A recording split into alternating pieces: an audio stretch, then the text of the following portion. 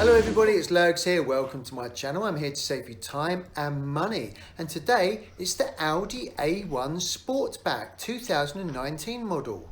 Checking the tyre pressures and what the pressures should be. Always check the tyre pressures on your tyres when the tyres are cold, not after you've been for a long drive and the tyres have warmed up. This is the Audi A1 Sportback here, and as we're talking about tyre pressures, there's a link above now about how to reset the tyre pressure monitoring system. Okay, the first thing that you need to find out is what type of tyre you've got. Now this is written on the sidewall of the tyre, and on this one we've got 195/55 R16s. Now what you do is if you open the driver's door, and on the driver's side pillar there is a sticker telling you what the tyre pressures should be. These are the recommended tyre pressures on your Audi A1. On this diagram, the red wheel is the front wheel and the green wheel is the back wheel. Okay.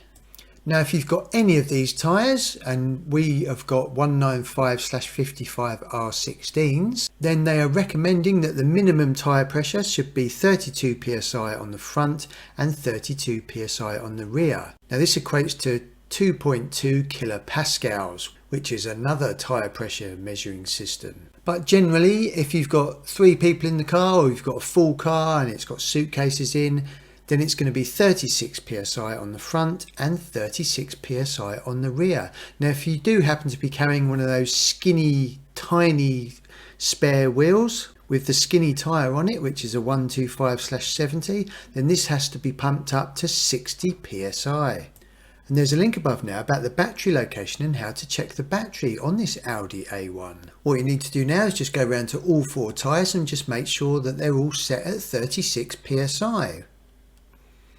So I'm just going to attach my foot pump here. Now just a word of warning, the pressure gauge on these foot pumps is notoriously unreliable, so make sure you've got a tyre pressure gauge as well so you can test it afterwards. Let's just put a bit of air in here and get it reasonably close.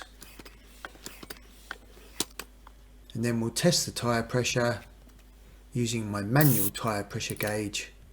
I like to go old school, manual foot pump, manual tyre pressure gauge. No chance of anything going wrong with electronics. And we've got on here 36 psi, which is absolutely perfect. So what you need to do is just go around to all 4 tyres and just make sure they're all pumped up to the correct pressure. And there's a link above now about the OBD2 port location on this Audi A1. Now I've just pumped up all 4 of these tyres to 36 psi, and I tell you what, that's made me pretty thirsty. So it's definitely time for a lovely cup of tea. Oh. If you found that video useful, please subscribe by pressing this button down here so you don't miss more videos on how to save you time and money. If there's any other useful videos around here, then please select those now. Thank you for visiting my channel everyone, I really appreciate it.